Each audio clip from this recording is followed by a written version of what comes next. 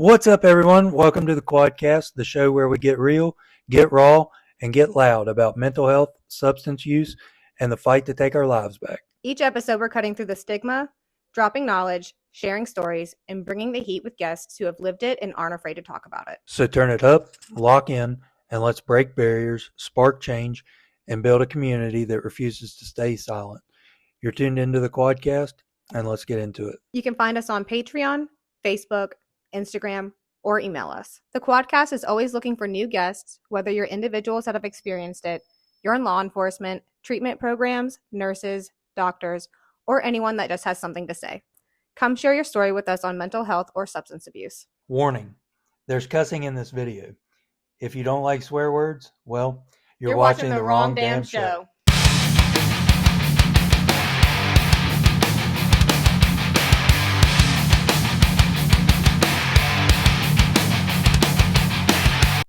Yeah, Clint. I'm Clint Walker. I'm in long-term recovery program director at God's Way Home in Raynell. It's a men's sober living.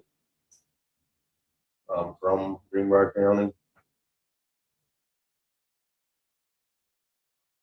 I guess that's about it, really. BJ, go ahead. I'm BJ Wilson. I'm in long-term recovery. Alderson native. And menace to society. Got 5 years clean.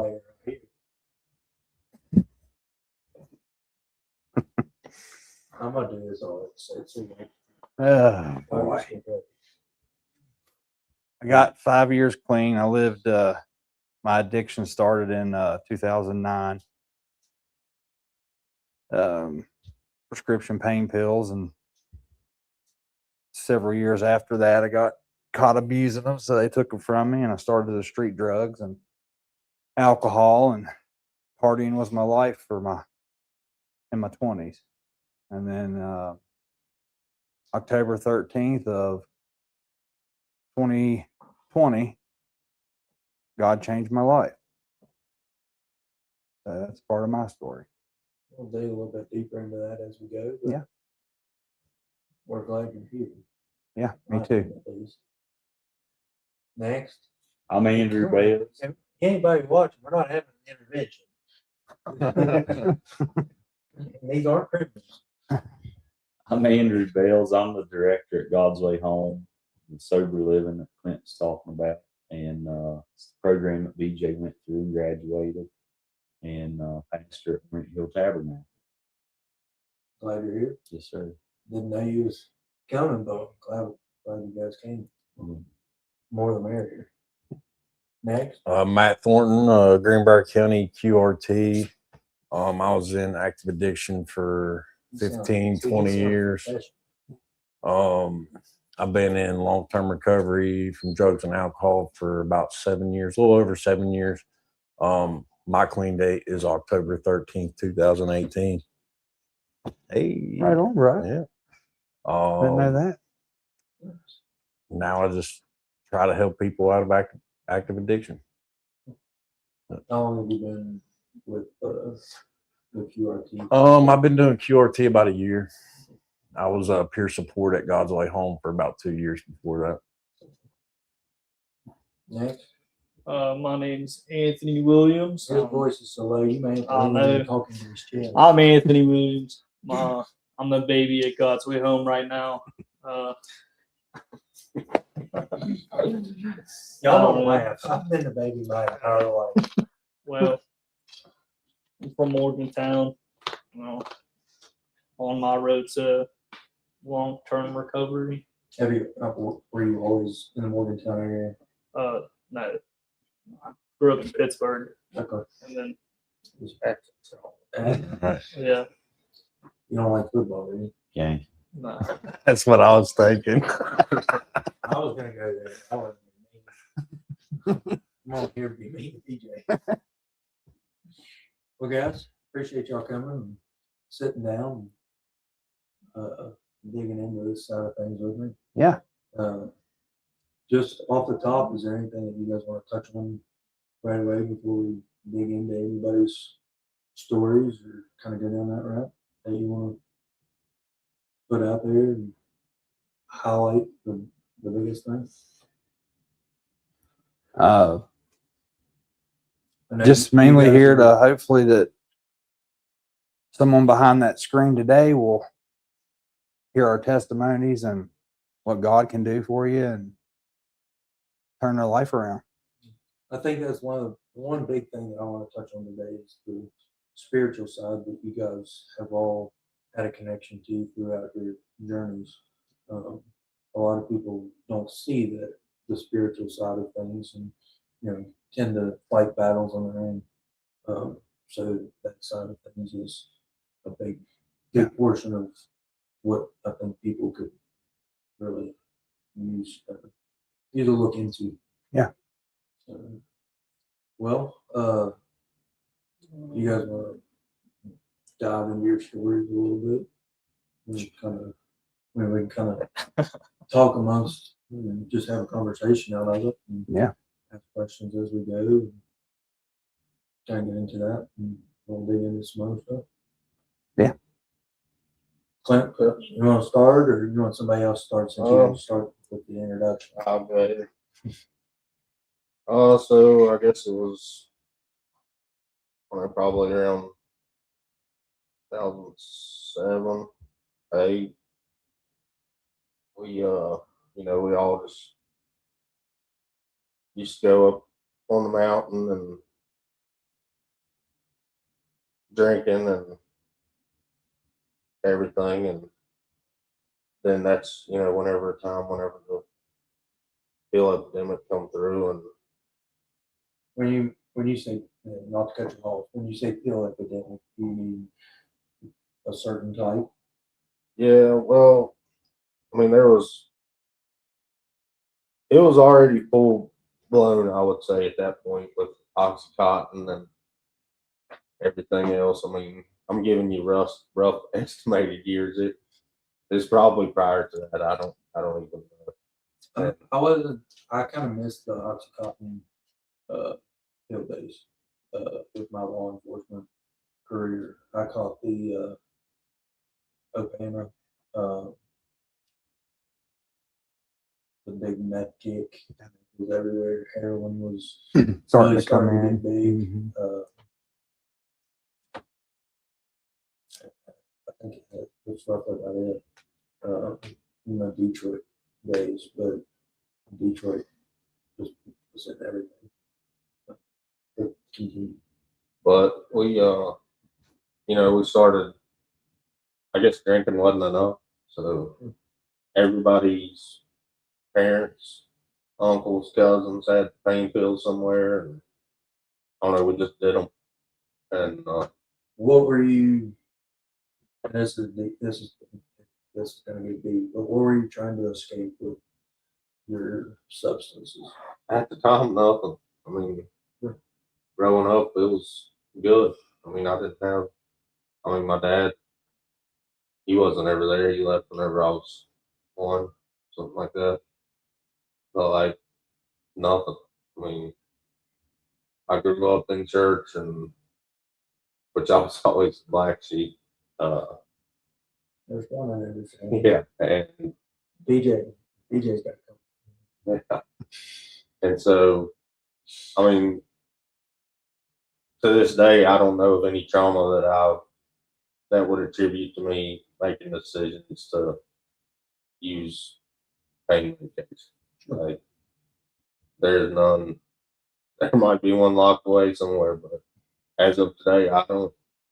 Everything was good, I mean, it was rough. Mom worked 2 jobs. I hardly ever seen her. I was raised by my grandma and grandpa a lot of times, and for a long time, and just never really had a rough childhood or anything. So to say, we just all, and whenever I mean all, I have a hard time thinking of anybody that wasn't around my age that hasn't at least tried or done it at that point in time. Sure.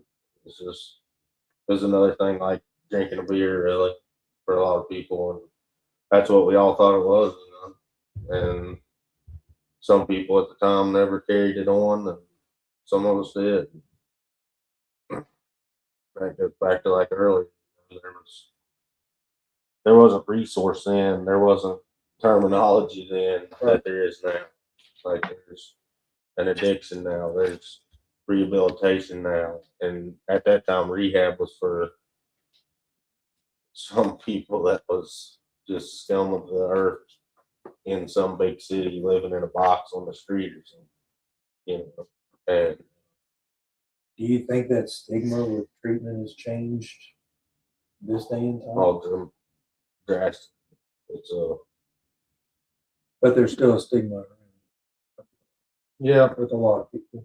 I mean, a lot of people, yeah, but, you know, with a lot of people, there's not like just shooting off numbers. I would say that more than probably a 60-40 ratio of 60% of people are on board and Sure. 40 aren't at the least. I mean, it could be more or something. That's just shaky numbers. But What do you think gives that part of the stigma to treatment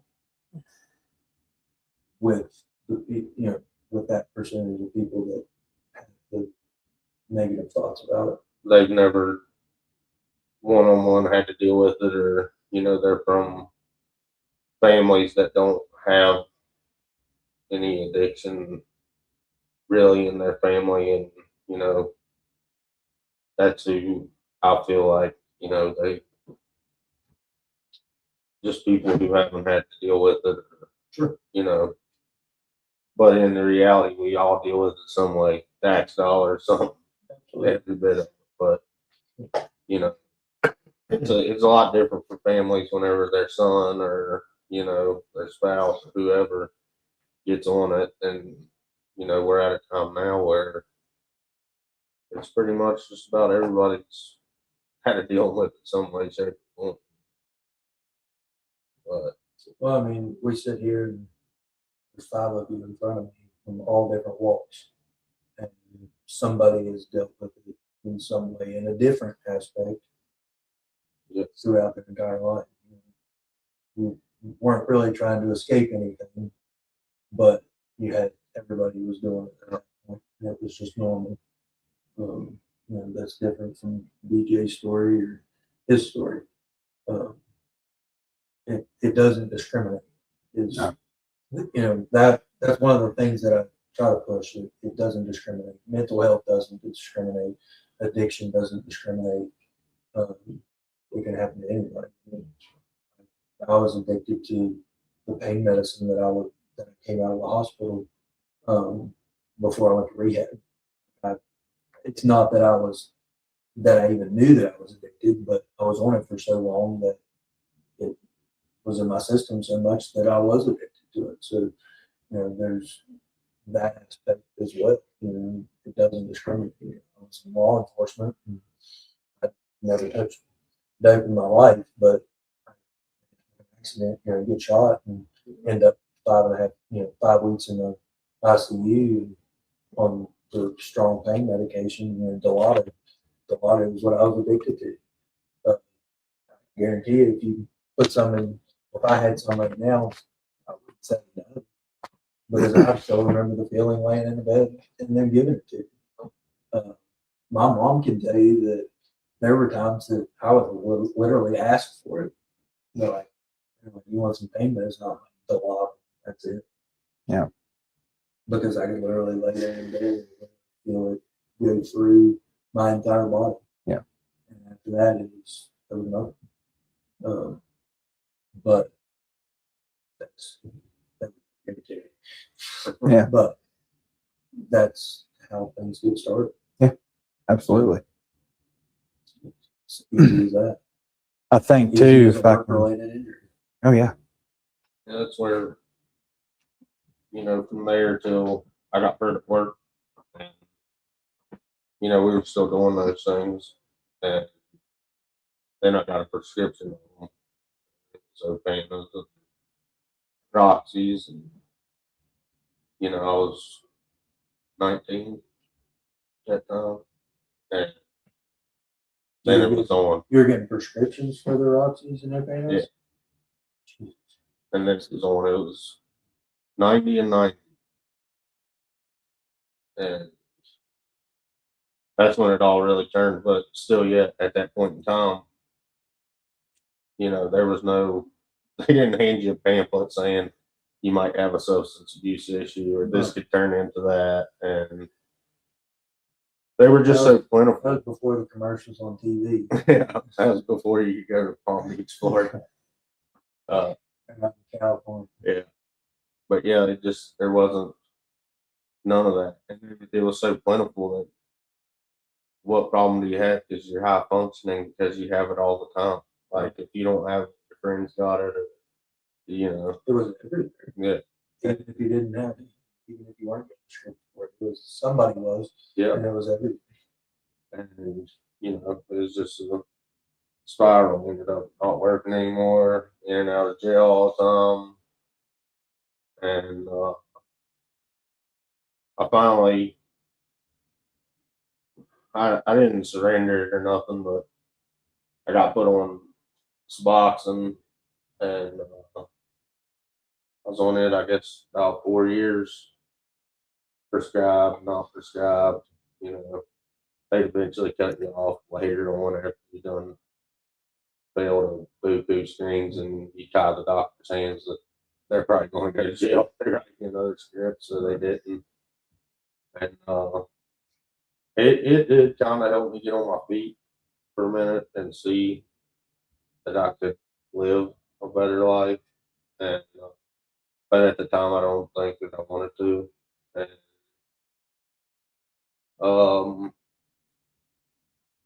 I remember I'd straightened up pretty good. Like I was still a menace, but I had, as far as using, I had pretty well just been on the spots, and I went to church one day, and Andrew talked to me, and I was like, "This dude is out of his mind." He was like, "I know a place." He was trying to get Friendships. and just the things he told me that day. But down deep, it's like I knew that there was a connection there. Anyways, just the way the devil will fight you. I ended up there at church that morning and Southern Regional at night. And within 24 hours, I was in jail, and I was like, man, maybe he was right. And so after I got back out, I stayed on the Suboxone, and everything kind of slowed back down a little bit. And ended up COVID came around, and, and I was on home confinement and trying to take a plea for drug court. Well, I was bored. I had nothing to do, so allegedly started selling it. And then one day it was all speed, and I didn't really care to do any of it. That's statute of limitations. Yeah. Yeah, well, I've been absolved at this point, so. But anyways, it was all speed that I was doing, and I just did it to stay connected to people, like have something to do. Like, I don't know what kind of life you got to live that's what you do just to have something to do. Sure. And dude showed up one day, and he didn't have it. It was just heroin, and I done it. Got strung back out. Ended up went to jail that time. And whenever I was there that time, I remember I prayed and I said, God, if I got to stay in here and never see the light of day outside of the fence again, then so be it. If that's what I got to have to not use anymore, because I was sick and tired of it. I mean, this is the short, unextended version of it. There's so much more in between what I said. And I was serious. because it was always, God, get me out, and I'll be at church Sunday, and I'll do this, you know, just hoping that you get out. Then you get out, and right back in the same thing, vicious cycle. But that time I was serious. I was like, I don't even want out. If I don't, if I'm going to use drugs again, God, you know, and I don't want out if that's what I'm going to do. And I meant it, and I haven't since. And got put in drug court, Greenberg County, you know, bucked heads with them for days, and because I was still, I had surrendered some things, but not all things, and then just when I remember coming to that point, it was at our homecoming across from our church, and at this time I was already working at God's Way Home, giving up working big jobs for what I felt like God would want me to do. Still thinking I was absolutely insane for doing so. It all just felt right, like I knew I was doing what I was supposed to be doing. Because in the long run, I just wanted to help other people, you know, to overcome their struggles that I went through, and use my stories and, you know, my view of things to help them. And we were across the road for a homecoming service one morning, and there was no preaching at all that morning. They just sang the whole time. And I just remember I sat there and I just cried the whole time because I knew I had to surrender it. Ended up going up onto an altar, and I prayed, and Angie prayed, and since then, I have no desire to ever use drugs and alcohol again. I don't want any part of it in that aspect. Don't plan on it. I mean, I know it's in the realm of possibility, but we sat there the other morning and had a discussion. You know, and back to like the thing of the stigma involved in it. I think we now use all these other words, and this will be quite controversial. We love that. But this is my point of view on it. There is words that's used now for addiction that make people feel all right about having an addiction. We use disease. It's a disease and not a choice. My personal opinion. It's a choice that turns into disease-like symptoms. I would personally agree with you from my perspective. And, you know, I think that helps alleviate the stigma, which is great because that, you know, for anybody listening, like, don't think that it's not a problem that you're using or anything, but because it is, but just my personal view is it's a choice. Like, it's a choice for me, BJ, Matt, and Anthony to wake up every day to not use or drink today. Just the same as it was whenever we decided to pick it up. You know, that's my view, is it's a choice that turns into disease-like symptoms, and, you know, you have to treat them. And it's a work in progress every day. I would agree with that to some extent. But for like Mac, I mean, he didn't choose this. You know what I'm saying? He was laying in a hospital bed and they were shooting him up with Dilaudid for how many ever weeks. He didn't choose that. But then he realized, like, this is a problem. Yep. And It would have turned into a problem. You know, but he still had the choice to know that if he would pick it up right now, what it could do to him. Right. And when they asked him, told me, I mean, alcohol. I mean, if I go out and have a drink or two, I'm 1-2 drinks before I'm Off the races. Yeah, I'm done. Mhm. You know, before it would be, you know, I would drink all day, but now 1 or 2, I can imagine the water. I mean, I don't even take pain medicine. No, I stop with ibuprofen. Yeah. Even that, you know, that that's stomach and stuff. So I was trying to stay away from it, but having that addiction at one point, I keep in my mind though, I do have that addictive Personality. personality. So not to even try put myself in that realm to go down that road. Yeah. So I mean, it's a choice. I mean, in my opinion, it would, Yeah. it would be a choice for me at this point to try and go down. Now, I can't really say it would be a choice if I came out of the hospital Yep. and continued down that road because I didn't really have a choice at that point. Right. I was put in that. Yep. You know, I was put in that aspect, but I think you have to look at it situationally with everybody, 100%. how they, you know, enter that realm of life. Right. So I mean, I can't necessarily say it's all a choice, but most of the time it does fall in a choice to begin with. Yep.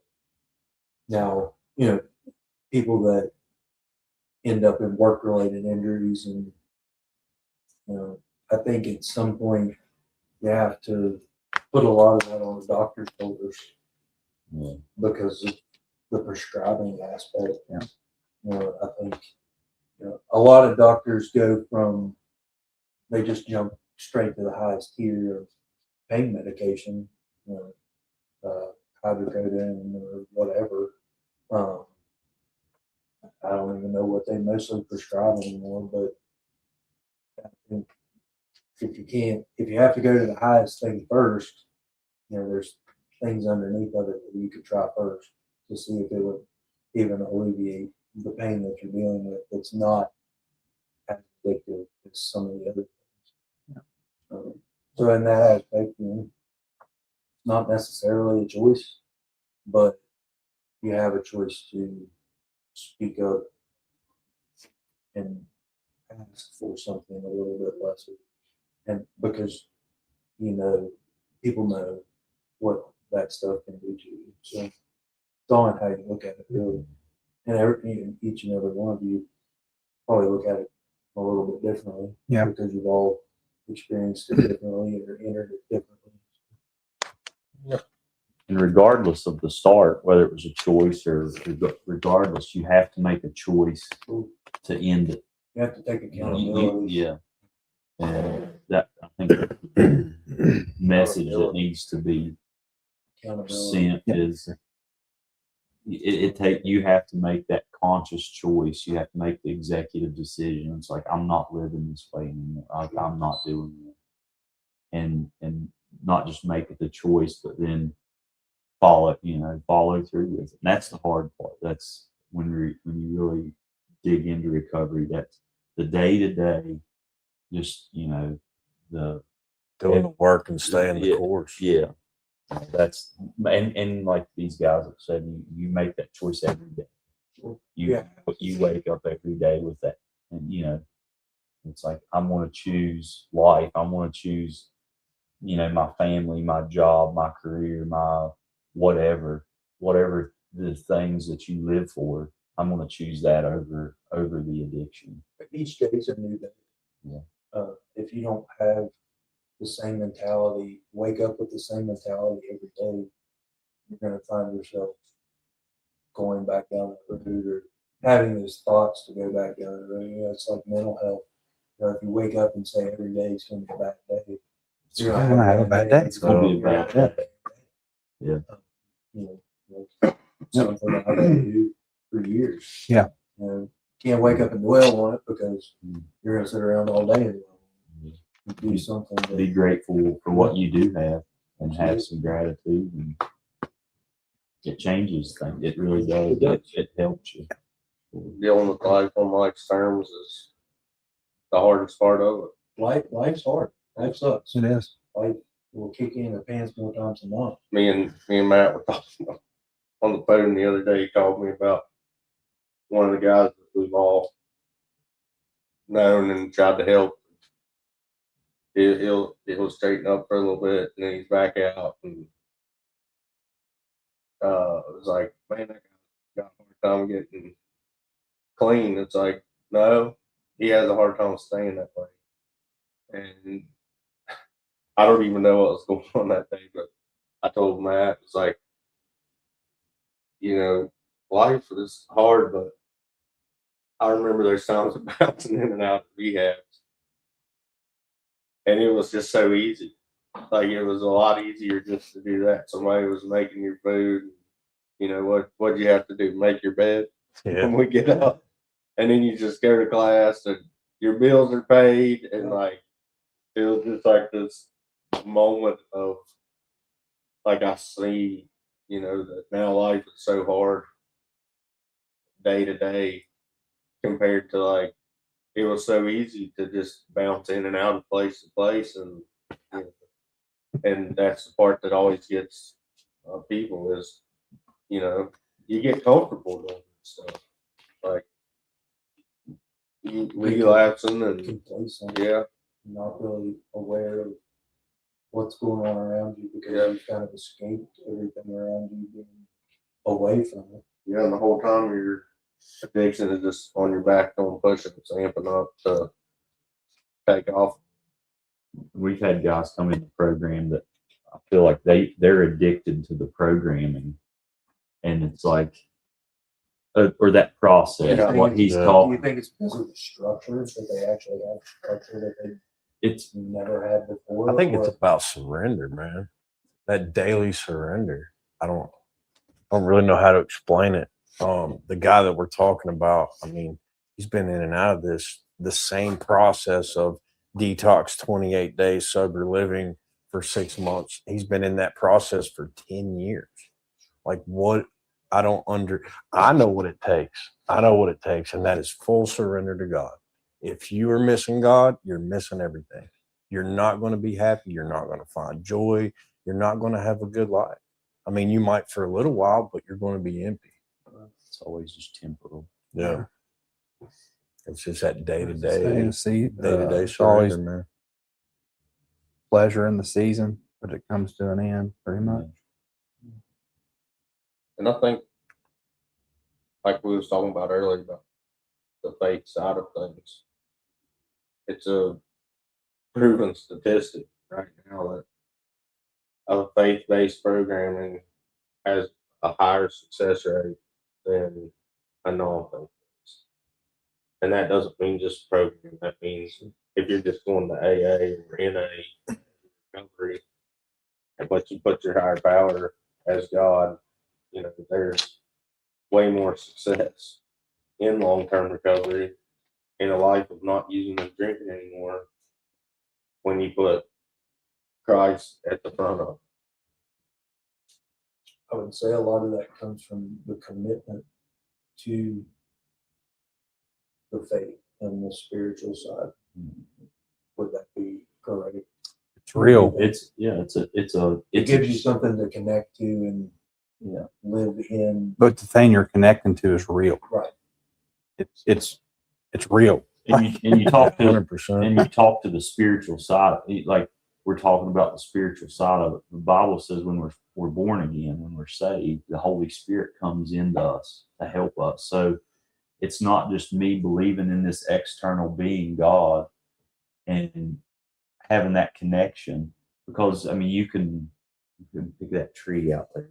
Looking at it. It's like that can be my higher power, but the Bible teaches us that the Holy Spirit comes and indwells in us and helps us. It's like He gives me the strength. It's like there's days I don't feel like getting up and doing anything. And it's like, I know that if I didn't have the Spirit of God in me, leading me, giving me that extra strength, it's like, it's hard to explain that to people that they haven't had a spiritual experience with God. And it's like, how do you, and it's like, I don't know, try it. It's like, I've always said as a pastor, it's like, try Jesus. If you don't like Him, just leave Him where you found Him. It's like, it's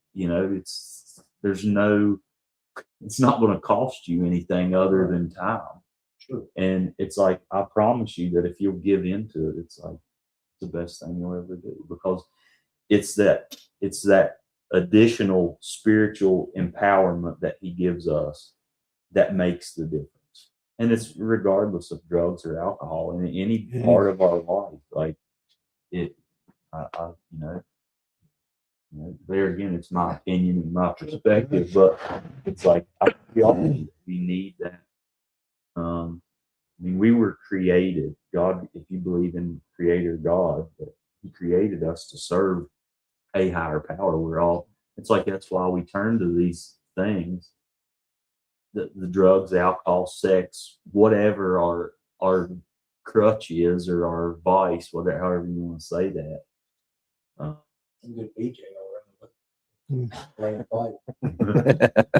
But we all have, we are driven. There's something in all of us that we're built to serve a higher power. And it's like, well, God created us that way. And it's like, if we just have to focus it into that. A lot of people don't understand too. I was in active addiction for 20 years. I was serving the devil. I was serving the enemy. Yeah. And I didn't realize that.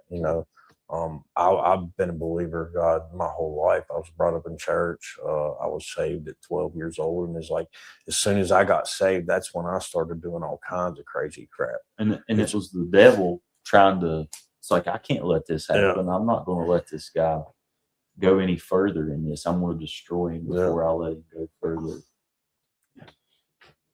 And so many years I served the devil, and I was finally like, okay, like this has got to stop. And it's been a daily choice of mine since. It's filling a void. Like everybody feels empty. And his might be drugs, alcohol, sex, pornography, whatever, you name it. Food, it's trying to fill a void. And there is pleasure in that for quite some time, but then the void's never filled until you get Jesus. Hole. Yeah, it's a black hole until you fill it with the word, with the gospel. And I'm a living testament to that because I used to be a wild one. 100%. I mean, I agree. Yeah. And I'm not saying I don't have bad days now, because I do. I watched a sermon yesterday after we got back from church. It was Jensen Franklin, and he was preaching on life being bad. And he said 3% of life that you go through is good. The other 97%, you're dealing with struggles after struggles. And that kind of laid it open for me. Like, it's a constant battle, but the battle's already been won. And eternity's not going to be like that. I mean, it's all of this is just temporal. Yeah. We're here and we're living, but it's the end game, the long game. It's eternity with God. Yeah. Amen. I'm not fighting today for victory. I'm fighting today in victory because I know I won. I know where I'm going. And it's going to be a whole lot better than here. You're going to lose some battles along the way. I know I sure have. We're all going to fail. But it's worth it to me. The hard part is not over, but won. Yeah. You fought the battle. Yeah. And it's just continuing to follow that. Pull as many people as we can out of that and tell as many people as we can about Jesus. I mean, I get hooked on the chase today. Whenever we used to go stomping around trap houses, talking to people, it's like, man, I'll never forget the one. He's like, we had a guy that was gonna, he was supposed to be going to treatment, so we was hunting down, just trying to keep encouraging him to go. We roll up to this house and it's 3/4 burnt down. Like, okay, well, so we start going through there. Like, Matt, I don't think he's here. He's like, I'm pretty sure he is. Matt hollers out. He's like, yeah, I'm back here. So we went through 4 sets of sheets, and then he had a door to this room, and we just picked the door up and set it over here because it's not on hinges. We go in there, and in the madness of the whole thing, looking back, me and Matt and BJ and Anthony probably all have been like, the same thing he was. He was like, he was showing us around this room, and he's like, "This is nice, ain't The it?" one room that's not burnt down in the whole house. The rest of the house is insulation. Yeah. It stinks. I mean, It's like, no, bro, like this is not like there's so much better out there, and it just the madness of it all right there. Just You brought that up, BJ. You remember where Weedy used to live under the bridge? Yeah. Remember how like it was like aluminum sheds and Yep. everything put together. I went in there one time. I couldn't even stand up in there. Like I had to walk Yeah. in, like go back and find. Yeah. And he used to have. I mean, he used to love. I was content with a cardboard box under bridges, creek sides, It's crazy. burnt down houses. Living a good And at life. that point in time, this is nice. I got, this is Yeah. this is real good. Like, you had time over your head. Well, I mean, so There's- dang. yeah, sleeping in a car that don't run. Like, man, this is nice. yeah, This, Got this some ain't leather real seats. cold. I let it. yeah. They got leather, power, no battery though to kick back. Gonna scrap the battery. Yeah,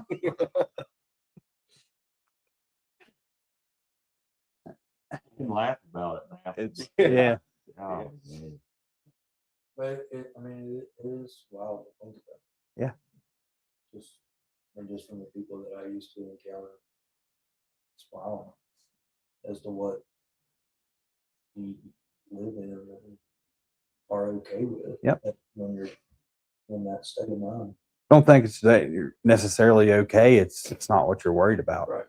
It's a drug that controls your whole entire life. You don't care who you hurt, what you steal, what you do. You don't care about anything but that drug. And you can't say that you care about yourself or you wouldn't be doing what you're doing. So the only thing you care about is the chase. Drugs. Because you're putting it in you. You don't care. You don't care about yourself. If you don't care about yourself, you're not going to care about somebody else. So you'll do whatever you have to do to get it. People pull guns, put them in your face. It's like, well, Shoot me. buddy, I use every day. I take a chance every day. Go ahead. Playing Russian roulette every day. Is the next dose going to put me in the grave? And a lot of times I used to try to off myself, to be honest, because I didn't want that lifestyle. I've heard that you're not perfect. Yeah. There's numerous times near the end, please, just kill me. I don't want to be here no more. But Just because you think there is no end. yeah, because that's something in my life that I never could accomplish. Sure. Anything else I come up against, I could get through it, stand tall on the other side, and that's something that hit that I could not defeat. Could not. And so yeah, being in the madness and the devil working in your mind, and you're being high or you're sick. It's either you're high or you're sick. There's no in between with it. So it's kind of like, I can't beat this. And the enemy's in there. Yeah, you can't beat it. No light at the end of the tunnel. No light. So I'm like, I can't defeat it. I want to go. I don't want to be like this anymore. I don't want to chase anymore. Because like I said, there was pleasure in the beginning. You get tired. I had money and pills in my pocket because I had a prescription and I was living life and thought it was fun and partying. And then like the snap of a finger, I had nothing. Trading my shoes off my feet for a shot of dope. I mean, so just take me out of here. That's what I felt like. Say being high, or you're either high or you're sick. But when you're high, you're worried about not being sick. Sick, So yeah. it's not. Yeah. It's not like it was in the When you're beginning. sick, you're worried about getting high. You spend 12 hours chasing it, you find it, you feel good for a minute, and then it's, I got to find the next high because I'll be sick in 6 hours or 12 hours, or everybody's different, but it's Constant. constant. Always saving that for the morning. Yeah. It never makes it. It never makes it to the morning. Huh? And that's a wrap for today's episode of the Quadcast. Remember, breaking stigma doesn't stop when the episode ends. We're building a movement, and you're a part of it. Stay strong, stay aware, and stay connected. And this is the Quadcast signing out.